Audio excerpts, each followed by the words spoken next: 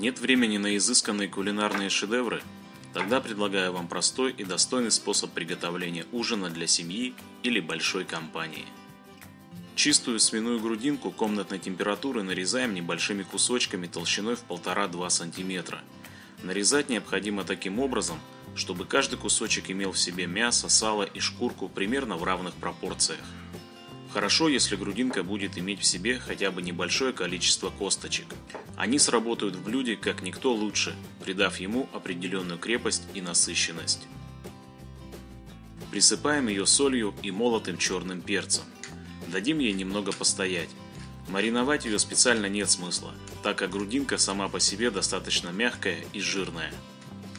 Ставим казан на огонь, чтобы он раскалился как следует. Заранее подготавливаем все необходимые овощи. Нарезаем репчатый лук крупными полукольцами. Если вы хотите, чтобы лук растворился в подливе, тогда порежьте его достаточно тонко и мелко. Несколько почищенных и подготовленных морковин нарежем небольшими тонкими брусочками. Я привык резать именно так. Кто желает, может потереть ее на крупной терке. Морковь придаст определенную сладость и насыщенность блюду.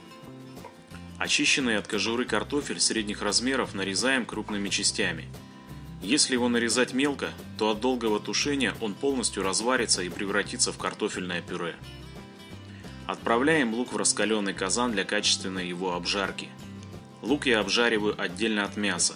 Это связано с тем, что при одновременной обжарке мясо начнет отдавать лишнюю воду, и от этого лук обжарится неполноценно. После того, как он стал золотистым, я убираю его в сторону. После лука я все то же самое проделываю с морковью. Опускаю ее в казан и обжариваю до состояния полуготовности.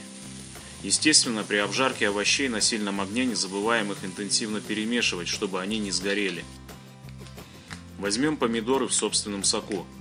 Добавим к ним черного перца, сухого орегано и базилика. Было бы здорово добавить базилик в свежем виде. Он более ароматный и терпкий. Все хорошенько перемешаем. Если кого смущают цельные помидоры, то можно их немного подавить вилкой. Если у вас смесь густая, как у меня, то можно добавить немного воды. Опускаем кусочки свинины в казан. Огонь максимальный. Учитывая жирность свинины, никаких лишних жиров не добавляем.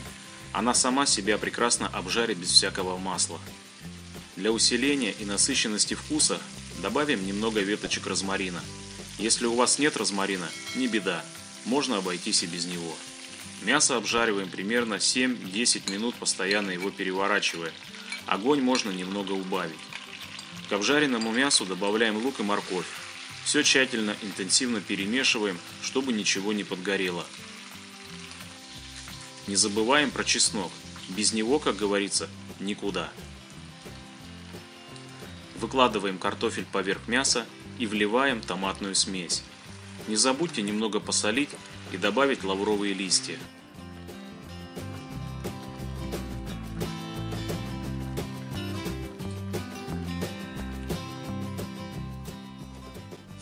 Нарежем немного свежей петрушки и отправим ее в казан.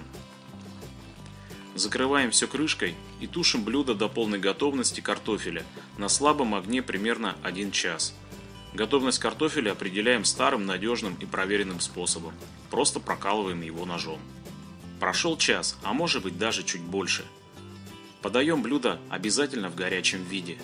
Отменную сочную грудинку, тушеную с картофелем, выкладываем на блюдо. Непременно польем их насыщенной и густой овощной подливой. Сверху обсыпаем свежим зеленым луком. Это незатейливое блюдо сильно напоминает еду, приготовленную в русской печи. Густое варево с картофелем и крупными кусками мяса ваши домашние или друзья оценят по самому высокому достоинству. Приятного аппетита!